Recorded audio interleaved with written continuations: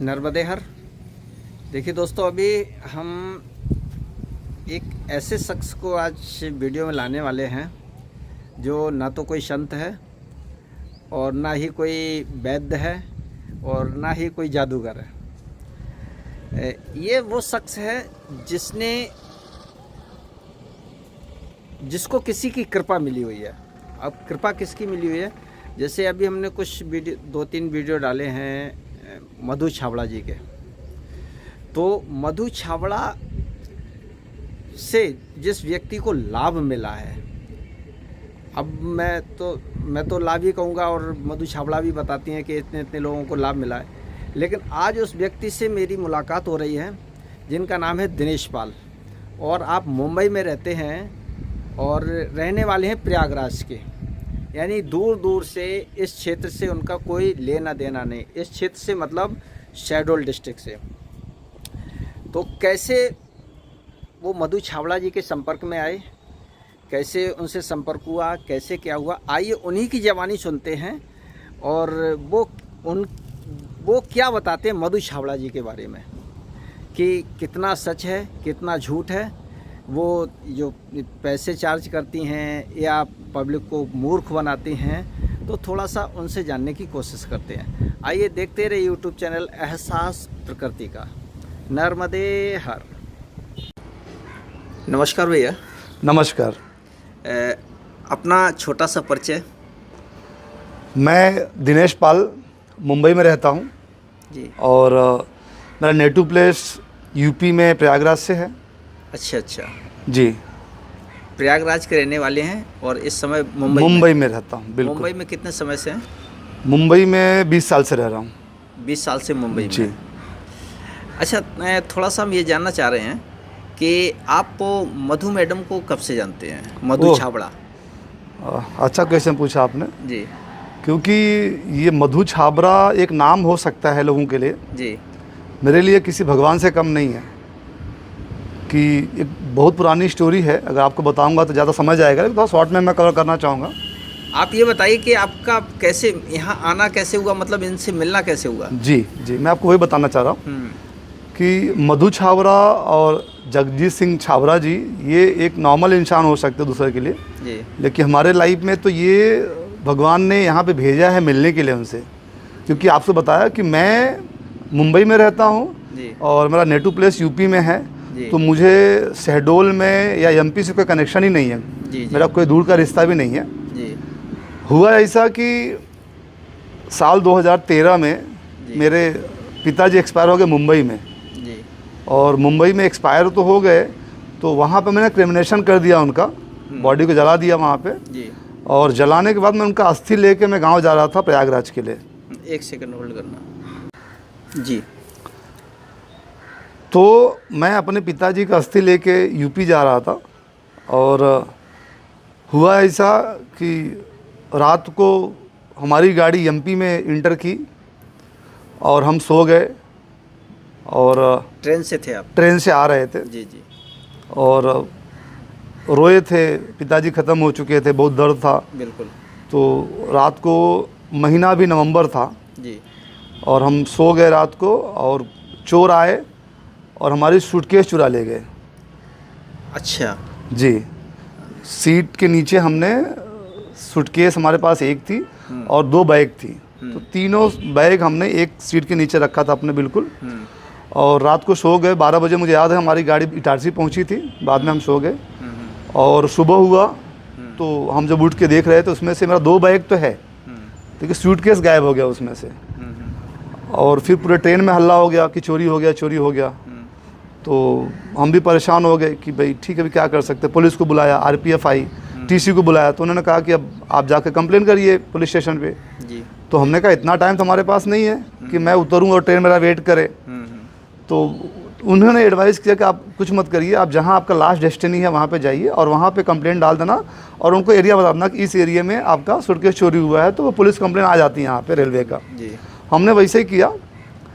तो वो तो ठीक है, ये मैं पहला आदमी हूँ, मैं आपके कैमरे में बता सकता हूँ इस बात को लेके कि किसी का सामान ट्रेन में चोरी हुआ हो और वापस मिला हो। आपको मिल गया? मैं पहला आदमी हूँ जो मुझे मिला हुआ है। अच्छा। ट्रेन में सामान चोरी हुआ आज तक किसी को नहीं मिला है, मुझे कैसे मिला। कैसे? हाँ, तो अब हमारा सामान तो चोरी हो गया और हम चले गए जी। और जो भी प्रोसेस होता है हमने किया, अच्छा। तेरहवीं किया पिताजी का, और सब कुछ हो जाने के बाद वापस मैं मुंबई आया। और मुंबई आने के पहले हमारे पास में, हमारे ऑफिस में एक कॉर्पोरेट मेल आ गया, जिस कंपनी के लिए काम करता हूँ उस कंपनी में एक कॉर्पोरेट मेल आ गया है कि एक बंदे को आपका सूटकेस मिला हुआ है, उसका नाम साकुल छाबरा है। अच्छा। और साकुल छाबरा का नंबर दिया गया कि आपको अगर सूटकेस लेना है तो आप फ़ोन करिए इस नंबर पे। तो मेरे लिए सरप्राइज़ था कि ट्रेन में सामान चोरी हुआ है, वापस कैसे मिल सकता है। हाँ। तो जब मैं ऑफिस ज्वाइन नहीं किया उसके पहले हमारे ऑफिस से फ़ोन आ गया, दिनेश आपका सूटकेस किसी को मिला है, उसका नंबर ये, कांटेक्ट कर लीजिए आप। तो मेरे लिए सरप्राइज़ यही था कि मैं तो किसको बताया नहीं ऑफिस मेरा सूटकेस चोरी हुआ है। अच्छा, सूटकेस में था क्या? जी, तो सूटकेस में सबसे बड़ा इम्पोर्टेंट पेपर हमारे लाइफ का था, हमारे जो ओरिजिनल मार्कशीट थे वो मेरी पर्सनल सूटकेस थी, मेरी पर्सनल ब्रीफ केस था। अच्छा अच्छा। तो उसमें जो मेरे ओरिजिनल पेपर्स होते थे मेरे, उसमें कंपनी का ऑफर लेटर था, अपॉइंटमेंट लेटर था जी, और मेरे ओरिजिनल मार्कशीट थे, और मेरे जो ड्रेसेस होते थे वो थे, कुछ हमारे डॉक्यूमेंट्स उसमें होते थे। अच्छा अच्छा। तो हुआ ये कि जब फ़ोन आया मुझे, तो फ़ोन आने के बाद में मैंने पूछा तो ये बोले कि भाई हम तो एमपी से बोल रहे हैं, इंदौर से बोल रहे हैं। तो हमने अपना दिमाग को सोचा कि हमारी गाड़ी तो जो जाती है वो इंदौर में जाती नहीं है। हाँ। तो अब भी मुझे कोई रिलेट नहीं हो रहा है कि सूटकेस मेरा मिला है और इंदौर में मिला है। हाँ। तो जब हमने अपने वाइफ से डिस्कस किया तो मेरी वाइफ तो घबरा गई। हाँ। एकदम साफ साफ बोली कि आपको जाना ही नहीं है। मतलब ये स्कैम हो सकता है। हाँ, ये पूरा स्कैम है। हाँ। कि उन्होंने कुछ तो लिया हुआ है, कुछ और आपसे लेने के लिए लोग बुला रहे हैं। हाँ। तो आप बिल्कुल जाइए मत वहाँ पे। अच्छा अच्छा। तो मेरी दिली इच्छा नहीं मानी, मैं वाइफ को कन्विंस किया कि ठीक है ना, अगर मैं जाऊंगा कोई चोर होगा फिर से मुझे पकड़ेगा, मारेगा, कुछ फिरौती मांगेगा, मैं दे दूंगा उसको, आप टेंशन मतलब देखते तो है क्या है। तो सही बताऊं तो जब मैं घर से चलने लगा, मेरी वाइफ जिद करके मेरे गले का चैन, हाथ की अंगूठी निकाल लिए, वो सब निकाल दी, बोले आप रख के जाइए इसके हाथ पे।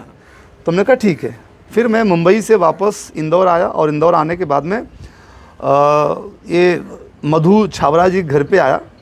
तो इन्होंने अपना ड्राइवर भेज के हमको मंगवाया, और जैसे मैं आया घर पे तो पहले फ्लोर पे ये माता जी खड़ी थी और मुझे नीचे देख के बोलती हैं कि ये आदमी को नहीं जानती मैं। और मैं भी इसे ऊपर देख रहा हूँ, तो मैं कहा मैं भी नहीं जानता इनको। तो जो लाया था ड्राइवर उसने पूछा इनको ऊपर लेके आओ कि नहीं। तो माता जी बोलते हैं अब लेके आइए। जब लेके आया तो माता जी ने पूछा मुझसे कि क्या सूटकेस आपका है। तो मैंने कहा सूटकेस तो मेरा है, आप बताइए कहाँ पे लाइए। और जब सूटकेस मंगवाया उन्होंने तो, और सूटकेस मैं जब मेरे पास में आया तो मैं अपने लैप पे रख के मैं खोलने की कोशिश किया उसको कि खोलूँ इसको। तो जब मैं खोल रहा हूँ सूटकेस खुल नहीं रहा था। तो मैं दिल में बहुत खुशी हुई कि मतलब मेरा सब कुछ सुरक्षित है इसमें, सुरक्षित है। तो मैंने कहा सूटकेस तो खुल नहीं रहा, कैसे खोला आपने। तो इन्होंने कहा चाकू लाइए। मैं घबरा गया कि गलत जगह आ गया मैं तो मतलब गलत जगह आ गया। चाकू मांग रहे। तो चाकू लाया गया, और चाकू लाने के बाद उन्होंने क्या किया कि वो सूटकेस में थोड़ी सी गैप हो गई थी जहाँ लॉक लगता है। तो वो उन्होंने सूटकेस के बीच में चाबी इसको डाला, चाकू को, और फिर सूटकेस खोला। जब सूटकेस खुल गया तो मैं देख रहा हूँ कि उसमें बहुत सारे मेरे सामान हैं, और मेरा उसमें 40,000 रुपये कैश रखा था। अच्छा, पैसे भी थे उसमें? मेरे 40,000 रुपये कैश थे उसमें। वही तो मैं पूछ रहा था कि उसमें क्या क्या था। हाँ, 40,000 रुपये कैश था। कैश वो था कि मेरे फ्रेंड मुंबई में हैं, तो जब ये सब ऑल ऑफ सडन हुआ मेरे पिताजी का हो गया तो उन्होंने अपने पास से दिया, अपने पास उसको रखिए और वहाँ जाओगे खर्चे लगने वाले आपको। तो वो 40,000 रुपये जहाँ मैंने रखे थे ब्रीफ केस में, मैं फट से वहीं पे हाथ डाला, और हाथ डाला तो खाली निकला वहाँ से। तो फिर मैंने और उलट पलट के देखा उसमें से, तो मेरे अच्छे अच्छे कपड़े जो थे निकाल लिए गए थे, और मेरे पेपर सुरक्षित उसमें थे। तो जब ये सब हुआ तो मैंने बताया साकुल भाई को और माता जी को कि मेरे 40,000 रुपये कैश भी थे। जैसे मैंने कहा कैश थे तो घबरा गए लोग। ये घबरा गए हैं। घबरा गए कि ये आप बात हमें फ़ोन पे क्यों नहीं बताया आपने। तो मैंने कहा आंटी जी देखो, मैं यहाँ पे ये पैसे लेने नहीं आया था। ये जो पेपर्स आप देख रहे हैं ना इसमें, ये मेरा ज़िंदगी भर कमाई है। हाँ बिल्कुल, ये मैं ज़िंदगी भर कमाई है, मैं इसको लेने आया हूँ। तो मुझे इसकी ज़रूरत है, पैसे की ज़रूरत नहीं है।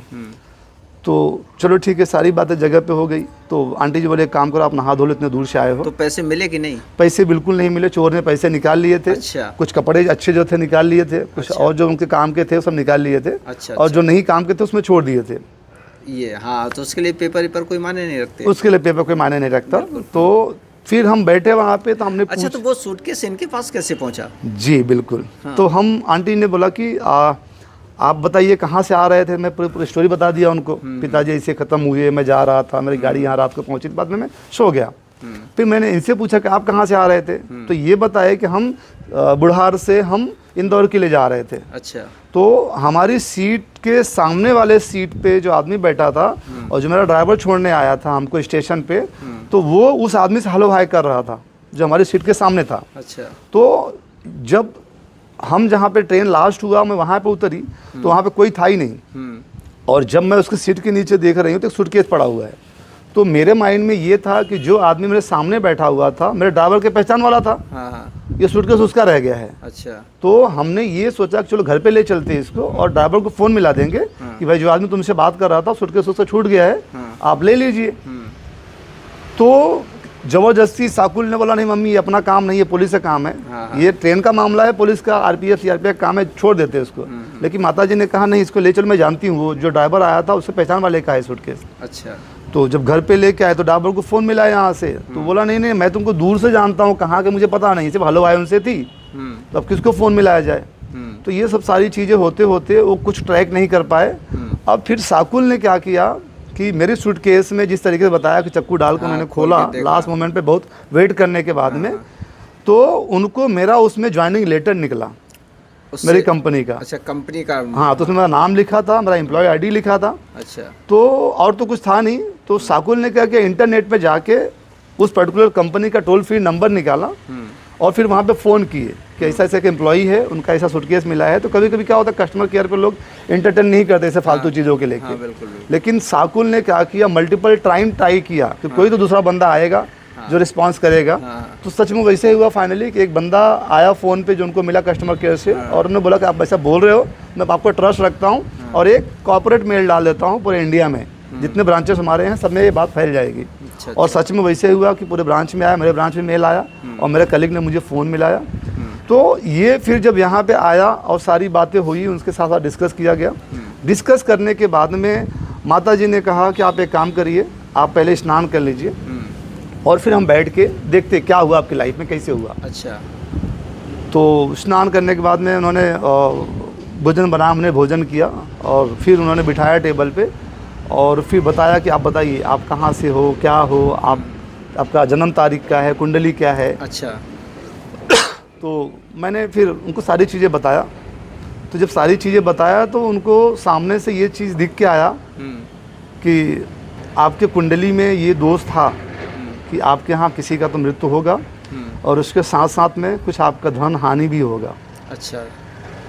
तो जितनी चीज़ें उन्होंने बताई मुझे भरोसा आया और भरोसा होने के बाद में क्या हुआ कि जब सारी बातें हो गई और मैं फिर यहाँ से वापस मुंबई जाने लगा, तो माता जी ने मुझे एक माला दिया।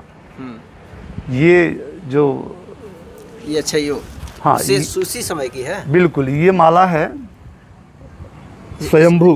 अच्छा, इसमें अगर आपको दिखता होगा वो रुद्राक्ष है? नहीं, ये रुद्राक्ष नहीं है, वो शिवलिंग का बना हुआ। हाँ, तो अच्छा। आप समझिए ये माला मेरे लिए जैसे माला था जब मैंने पहना था इसको। हाँ। लेकिन ये पहनने के बाद में मेरे लाइफ में एकदम मिरेकल हुआ है। अच्छा। मिरेकल हुआ, मिरेकल इसलिए हुआ कि कहते हैं ना कि हर आदमी डेली बेसिस से मेहनत तो करता है अपना परिवार चलाने के लिए। मैं भी बहुत सालों सर्विस कर रहा था और जितना सैलरी होना चाहिए उससे कहीं ज़्यादा मेरे पास सैलरी थी मेरी, लेकिन फिर भी मैं कुछ एक्सेस काम नहीं कर पा रहा था। लेकिन जब ये माला मैं यहाँ से पहन के निकला तो मेरे लिए जैसे माला था ये। लेकिन जब मैं अपने वापस मुंबई गया और फिर अपने कारोबार में लग गया तो जैसा मैं जॉब करता था वो सेम जॉब करता था। मेरा डेली मेरे लाइफ में इतना बड़ा चेंजेस आने लगा कि मेरी सैलरी का इंक्रीमेंट होने लगा, मेरा जो डेजिग्नेशन था वो बढ़ने लगा और जो मेरा पॉपुलैरिटी था मेरे कंपनी में, मेरे ऑफिस में, लोग मुझे लाइक करने लगे और लोग मुझे लीडर समझने लगे। अच्छा जी। तो उसके बाद में तो मेरे लाइफ में कहते जैसे एक शेयर मार्केट ग्राफ होता है ना, कभी प्लस कभी माइनस होता है, वो हमने देखा हुआ है। ईसीजी का ग्राफ होता है, इस तरीके से चलता है। लेकिन मेरे लाइफ में सीधा ये वाला रॉकेट चला एकदम से ऊपर सीधा। अच्छा। मैं कभी वहाँ से पीछे मुड़ के देखा ही नहीं कि मेरे बैंक में बैलेंस कितना है। अच्छा। जितनी ज़रूरत होती थी उससे कहीं ज़्यादा मेरे बैंक में बैलेंस पड़ा होता था। जो फैमिली को चाहिए लाइफस्टाइल वो मिलता था, जो खाने की इच्छा होती, जो पहनने की इच्छा, वो सब करता था। तो ये मुझे धीरे धीरे रियलाइज़ हुआ, और जब रियलाइज़ हुआ तो फिर मैंने आंटी जी को बीच में फिर से फ़ोन में लाया। तो जब फ़ोन में लाया तो कभी कभी क्या होता है, ये जो माला आपने देखा है ना, ये माला एक एक सिंगल बीज से बनाया गया है। हाँ। तो ये क्या होता है कि बदन में घिसने के चक्कर में कभी कभी इसमें बीज निकल जाते हैं, तो धीरे धीरे माला कम हो जाता है इसमें से। तो फिर हमने जब माला मेरे माले में से कम होने लगे तो मुझे लगा कि नहीं, मैं तो कुछ मैं लाइफ में मिसिंग है। अच्छा, मुझे खुद को फील होता था कि मेरे लाइफ में कुछ तो मिसिंग है। तो फिर आंटी जी डिस्कस करता था, उनको बोलता था, तो यहाँ से रेगुलर बेसिस जब मुझे ज़रूरत पड़ता था तो वो मैं माला मंगाता हूँ और पहनते रहता हूँ। अच्छा। और सिर्फ पहनता नहीं हूँ, मैंने ऐसे कितने लोगों को इसके बारे में बताया हूँ, और जिसने पहना है, आज अगर आप कभी उनसे मुलाकात होगी आपको, तो जो मैं कह रहा हूँ कि मेरे लाइफ में जो रॉकेट जैसा मेरा फिगर हुआ है मेरी ज़िंदगी में, वो उन सब के लाइफ में इस तरीके से मिरेकल हुआ है। अच्छा, उन सब के लाइफ में मिरेकल हुआ है। जिसने माला पहना हुआ है वो आज इस माले के दीवाने हो चुके हैं, क्योंकि वो लगता है कि अब वो काम नहीं करते, ये काम करते हैं। अच्छा, जो चीज़ें उनकी ज़िंदगी में हो रही है। ये देने से पहले कुछ अभिमंत्रित वगैरह किया गया था क्या? नहीं, मुझे तो कोई पता नहीं अच्छा, है। ये सिर्फ यही कहा गया था कि ये माला ले जाइए और हाँ धारण करिए, आप भगवान शिव का नाम ले लीजिए और इसको धारण करिए अच्छे तरीके से। आपको ये मानना है, क्योंकि ये आपको, ये जो माला है ये शिवलिंगी बीज है, और शिवलिंगी बीज मतलब स्वयंभू है। तो जो हम मैंने इनके पास एक सर्टिफिकेट भी है, हाँ, मधु छाबड़ा का सर्टिफिकेट भी है कि एक जो भगवान की मूर्ति बिठाई जाती है एक मंदिर में, जितना उस शिवलिंग में जो एनर्जी और पावर होता है। नहीं, वो मैंने देखा है, पब्लिक में हमारे दर्शकों ने भी देखा है। अच्छा, हम बस ये जानना चाहते हैं कि ये कितने समय से आप ये इसको धारण किए हुए हैं? कितना समय? ये आज पूरे 13 साल हो गए हैं। 13 साल हो गए। 13 साल हो गए। 13 साल में आपको मतलब वो कभी ये नहीं हुआ कि डाउनफॉल कभी आया? बिल्कुल नहीं आया। आप पूर्ण रूप से विश्वास करते हैं? विश्वास करता नहीं, दुनिया को विश्वास दिलाना चाहता हूँ कि जिसको डाउट हो इस माले को पहन के एक बार ट्राई करके ज़रूर देखना चाहिए उसको। मैं कहूँगा शायद भरोसा कम हो, लेकिन जब आप पहनोगे तो आपको पता चल जाएगा कि इस माले की क्या कीमत है और क्या पावर है, क्या एनर्जी है। तो अब आप क्या कर रहे हैं इस समय? अभी भी जॉब कर रहे हैं? हाँ, अभी भी मैं जॉब कर रहा हूँ, और आपकी कृपा से, भोलेनाथ कृपा से मेरे पास में एक जिम है और मेरे पास एक हॉस्पिटल भी है। हॉस्पिटल बनाया है? जी, मैं डॉक्टर नहीं हूँ। अच्छा। लेकिन मेरे पास हॉस्पिटल है। अच्छा। तो मैंने कहा ना कि ये मिरेकल ही है। जो डॉक्टर होता है हाँ। उसके पास हॉस्पिटल नहीं होती है। मैं डॉक्टर नहीं हूँ तो मेरे पास हॉस्पिटल है। ये सब चीज़ें आपको इनसे मिलने की मुलाकात होने के बाद हुई हैं? बिल्कुल बिल्कुल। मैं जिम का ट्रेनर नहीं हूँ, लेकिन मेरे पास जिम है। अच्छा जी, किसी को प्रूफ करना है, कुछ जानना है, जाके चेक कर सकते हैं। हॉस्पिटल कहाँ पर है आपका? ये हॉस्पिटल वसई में है, एक्सपर्ट हॉस्पिटल के नाम से। Expert hospital Vasai? वसई, मुंबई वसई में है। अच्छा। और रेडियंट फिटनेस गोवंडी गौतम नगर, जी, वहाँ पे रेडियंट फिटनेस के नाम से मेरा जिम चलता है। कॉमर्शियल जिम है। अच्छा अच्छा। 2500 स्क्वायर फीट में जिम है। अच्छा। और आज के डेट में कम से कम 1500 लाइव मेंबर हैं हमारे जिम में। अच्छा जी। हॉस्पिटल में कितने डॉक्टर हैं? RMO 2 हैं। हाँ। जो 12 घंटे का शिफ्ट करते हैं। बाकी जो डॉक्टर्स होते हैं ऑन कॉल्स पे आते अच्छा, हैं। जी, बाकी स्टाफ्स हैं वो सब आते हैं। 15 बेड का हॉस्पिटल है। अच्छा अच्छा जी। चलिए, बहुत अच्छा लगा और आपसे मिल करके। और पहली बार, हालांकि हम 2-3 वीडियो बनाए हैं मधु छाबड़ा जी के। अच्छा। लेकिन वो वीडियो क्या होते थे कि मैं उनके ही मुंह से सुनता था, वो अपने मुंह से जो बताती थी वो सुनता था। तो कभी कभी मैं सच कहूँ, मुझे भी कभी कभी डाउट होता था। अच्छा। हाँ, लेकिन एक फ़ोन कॉल जब मुझे आया तब मुझे मतलब ये बड़ा धक्का लगा जी। तो मुझे भी लगा कहीं ऐसा तो नहीं कि हम पब्लिक को मतलब गुमराह कर रहे हों, गलत मैसेज दे रहे हों। आप एक काम करिए, जी। गलत मैसेज तो कोई हो ही नहीं सकता है। जिस आदमी को भरोसा नहीं है ना, उनको आप बुला के यहाँ पे एक बार माता जी घर पे। देखिए, ऐसा होता है ना कि किसी एक आदमी की ये सवाल नहीं होता है, अधिकांश लोगों के होता है। किस किस को आप बुलाएंगे? तो जिसने दुनिया नहीं देखा है वो ऐसे बोल सकता है। जिसको भगवान मिल जाते हैं वो दीवाना हो जाता है उसको बताने की ज़रूरत नहीं होती है। जिसको नहीं मिला है वो इसी तरीके से कहता है भगवान तो होते नहीं है। कितने लोग आज भी दुनिया में हैं जो यही मानते हैं भगवान तो है ही नहीं है, तो उनको प्रूफ नहीं दे सकते हो आप। चलिए, बहुत अच्छा लगा आपसे मिल करके। नमस्कार। नमस्कार, धन्यवाद।